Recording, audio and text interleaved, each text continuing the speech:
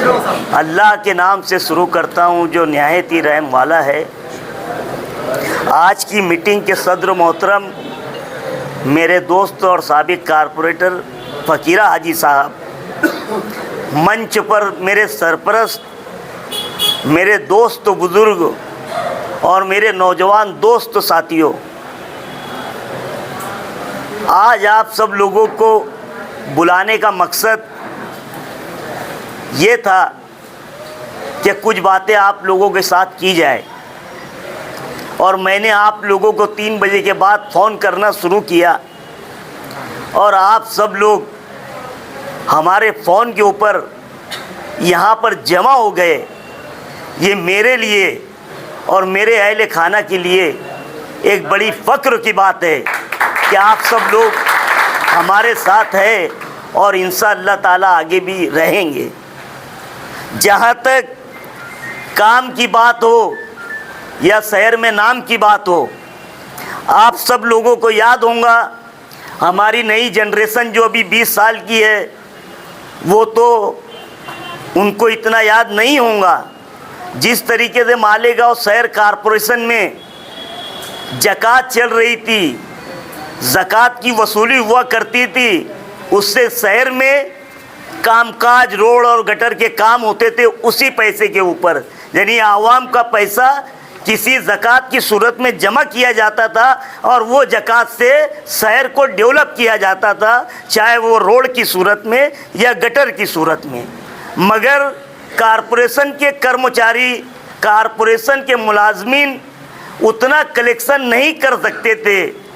तो मेरे सरपरस्त और मेरे बरोदर अजीज़ लतीफ़ अनवर 1996 में इसी वार्ड से आज़ाद चुन करके आए और उन्होंने एक गुजरात की कंपनी से बात की कि वो मालेगांव शहर में ज़कात का ठेका ले और ज़कात वसूली कर सके। और हुआ भी वैसा ही।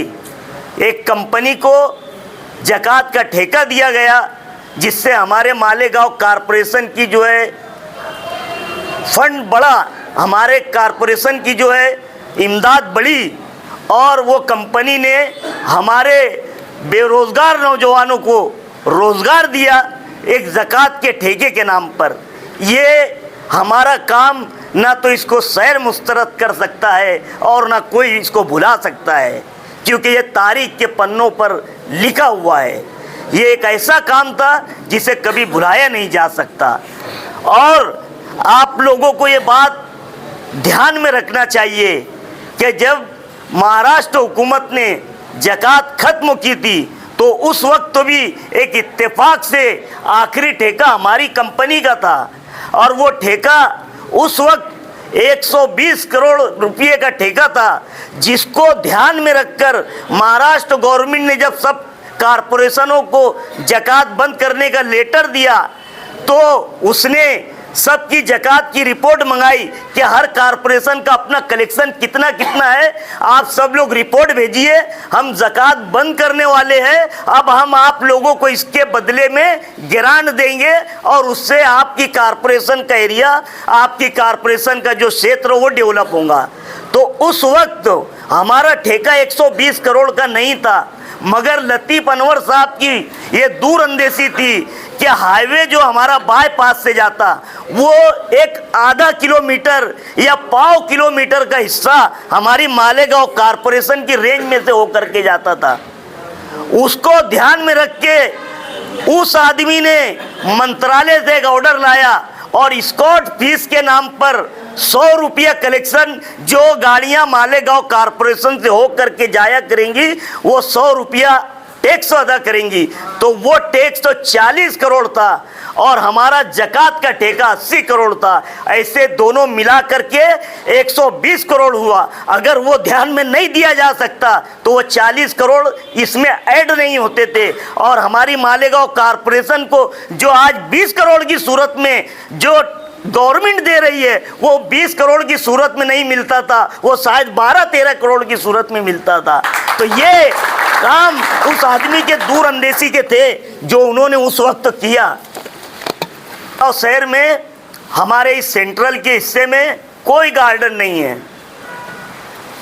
किदवाई रोड का गार्डन जो कि खस्ता हाल था, उसको हमने ठेके पर लिया, डेवलप किया, और हमारी खवातीन और सिर्फ बच्चों के लिए 15 साल से वो गार्डन चल रहा है। हमने उस वक्त तो उसमें जितना पैसा डेवलप किया, शायद आज वो पैसा हम जमीन में करते तो 5 करोड़ रुपए की हमारी जमीन रहती थी। उसको चलाने के लिए भी हम हमारे पास से खर्च करते हैं, लेकिन एक ऐसा काम है कि जहाँ पे हमारी औरतें और हमारे बच्चे खुले दिल से अपना एंजॉय कर सकते और उसका इस्तेमाल कर सकते, ये हमारी सोच थी।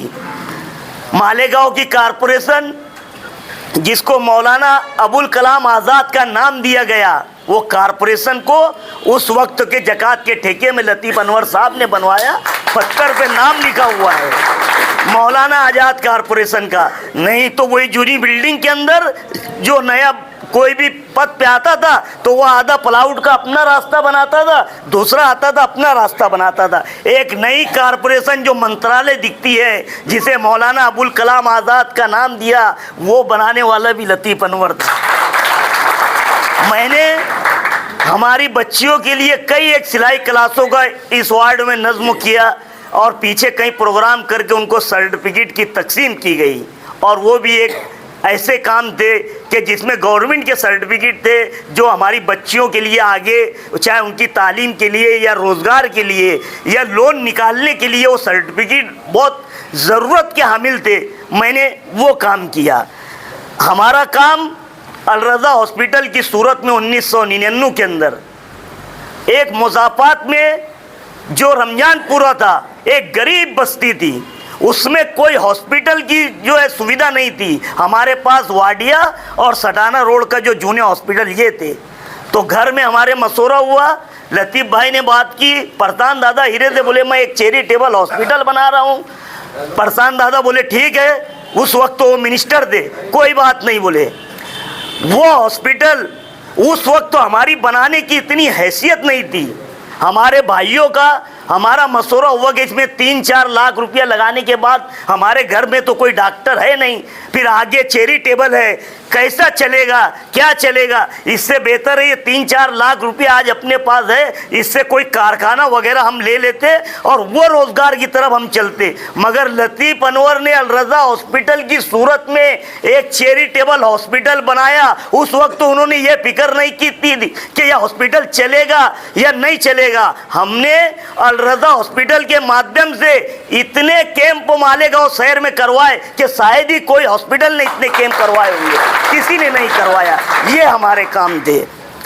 इसी तरीके से मुज़ाफ़ात में रमज़ानपुरा और हमारा मुज़ाफ़ात में मालदा सिवार, परसान दादा हीरे, उनकी संस्था महात्मा गांधी विद्या मंदिर है।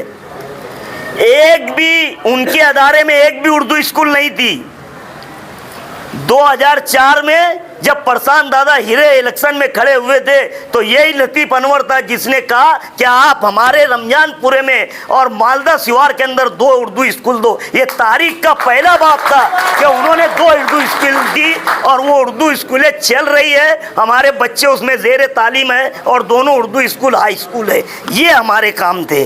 लतीफ़ अनवर साहब को अभी जब उद्धव ठाकरे जी मुख्यमंत्री थे तो उनको पूरे महाराष्ट्र का पावर लूम सोल्यूशन कमेटी, कि भाई पावर लूम की सनत जो है वो दिन ब दिन जो है वो खस्ता हाली की तरफ जा रही है, तो इसके लिए एक कमेटी बनाई जाए। वो कमेटी सभी जो है टेक्सटाइल के सेंटरों पर जा करके एक तज्जिया करे, एक तजुर्बा करे कि भाई क्या बात है, ये सनत जो है क्यों खस्ता हाल की तरफ जा रही है, इसका पूरे तरीके से एक जायज़ा लिया जाए और उसके बाद फिर हुकूमत क्या पैकेज देंगी या इनको खड़े करने के लिए हुकूमत की तरफ से क्या इमदाद कर सकते हैं। लतीफ़ अनवर साहब को उसका चेयरमैन बनाया गया। तो इत्तेफाक से अपने मालेगांव में, भिवंडी में और सोलापुर में मीटिंग हुई। उसके बाद रमज़ान महीना लग गया और रमज़ान महीना लगने के बाद उद्धव ठाकरे की सरकार गिर गई। अगर उद्धव ठाकरे की उस वक्त तो सरकार नहीं गिरती और लतीफ़ अनवर साहब की पूरी रिपोर्ट बन जाती तो पूरे मालेगांव नहीं, पूरे महाराष्ट्र के पावर लूमों को रिपेयरिंग के नाम पे 20-20 हज़ार रुपये देने का उन्होंने प्रोग्राम बनाया था। ये हमारे काम थे। आप लोगों को मैं बताता चलूँ, मैं 2007 में स्कूल बोर्ड का मेंबर था। स्कूल बोर्ड की एक कमेटी थी जो पूरे कारपोरेशन की स्कूलों पर ध्यान दिया करती थी कि उसका कैसा चलना, क्या चलना। वो स्कूल बोर्ड एक बना, उसमें मैं मेंबर बना। हमारे बच्चों को खिचड़ी दी जाती थी। हमारा स्कूल की एक बार पूरे बोर्ड की मीटिंग हुई खिचड़ी के नाम पर, या खिचड़ी पर बात हुई। मैंने बोला हमको किसी चीज़ पर कंप्रोमाइज़ नहीं करना है, बच्चों को अच्छा खाना मिलना चाहिए, इससे हट के मेरी कोई बात नहीं है। ये हमने अगर काम किए तो ये काम किए। लतीफ़ भाई, बम्बई मर्केंटाइल बैंक जो पूरे हिंदुस्तान में शाखे और ब्रांचेस रखती है, उसके वाइस चेयरमैन बने और उन्होंने कई मुसलमानों को जो है उस वक्त जो भी गवर्नमेंट की सब्सिडी वाले कर्ज थे वो दिलाने में मदद की। ये हमने काम किए। काम होते रहेंगे, रोड गटरे बनते रहेंगी, नए लोग आते रहेंगे। और जमहूरियत के अंदर किसी भी चीज़ की ख्वाहिश रखना ये जमहूरियत में एक जमहूरी हक है। मैं भी वार्ड नंबर 8 से इस्लाम पार्टी का ख्वाहिशमंद उम्मीदवार हूँ और इत्तेफाक से समाजवादी पार्टी और इस्लाम पार्टी के पैक्ट के अंदर जो इस्लाम पार्टी के 7 मेंबर थे उसमें मैं एक मेंबर था। और मालेगांव डिफेंस कमेटी जो माइनॉरिटी की डिफेंस कमेटी बनी, जो मालेगांव में शहर में जो हालात हुए और जो मुसलमानों पर जन्म दाखिले के नाम पर जो जिस तरीके से किरेट सुमैया ने जो हालात पैदा किए और जो एसआईटी बनी, उस डिफेंस कमेटी के 20 लोगों के मेंबरान में एक तुम्हारा भाई अपना सलीम बन गया। जहाँ पर जिस तरीके से जैसी ज़रूरत बनी हमने वो काम करने की कोशिश की और वो काम किए। और यहाँ पर वो चेहरे मोरे बैठे हुए हैं कि मुझे बहुत बताने की ज़रूरत नहीं है कि मैं कितना बड़ा हूँ या कितना बड़ा आदमी हूँ। ये वो चेहरे हैं जिन्होंने हमको कहाँ से देखा है ना, तो वो हमारा इतिहास और तारीख भी बता सकते हैं। कोई मुझे ये बताने की ज़रूरत नहीं है कि हम सलीम नगर के मुज़ाफ़ात में रह करके एक स्लम एरिया में पैदाइश करके उठने वाले लोग हैं। ये वक्त की बात है, अल्लाह का करम और तुम्हारी दुआएं हैं कि हम आज इतने नाम और शोहरत है से आज मालेगांव शहर में चल रहे हैं। नहीं तो किसी को ये बताने की ज़रूरत नहीं है। यहाँ जो उम्र दराज बैठे हैं उनको सब मालूम है हमारी तारीख और हमारा जुग्राफिया क्या है, वो कोई को बताने की ज़रूरत नहीं है। ये काम की बात है। आप सब लोग जो है हमारी एक फ़ोन पर, हमारी आवाज़ पर आप सब लोगों ने लब्बैक कहा आए। बस मुझे कुछ गुफ्तगू थी जो मेरे दिल की, जो मैंने आप लोगों के सामने रखी। और आप सब लोगों का मैं शुक्रिया अदा करता हूँ कि अभी सलामत है सब्र मेरा, अभी लबालब भरा नहीं। अभी सलामत है सब्र मेरा, अभी लबालब भरा नहीं है। वो मुझको मुर्दा समझ रहा है, मैं मुर्दा नहीं।